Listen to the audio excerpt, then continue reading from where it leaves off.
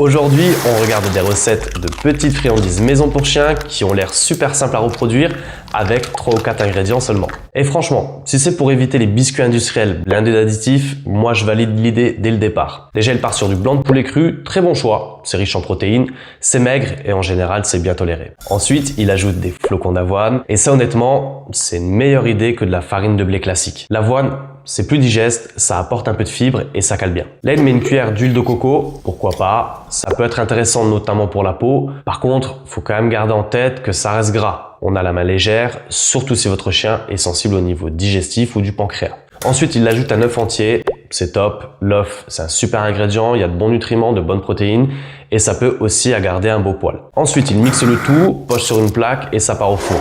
Le vrai bon point, c'est la cuisson. Il commence à 180, puis baisse à 120 pour bien les sécher. Ça, c'est malin. Parce que moins il reste d'humidité, mieux les friandises vont se conserver. En plus, ça donne un côté bien croustillant qui vont aider à travailler un petit peu la mastication. Je le rappelle, c'est pas parce qu'un objet est dur et croquant qu'il va forcément enlever le tartre des dents.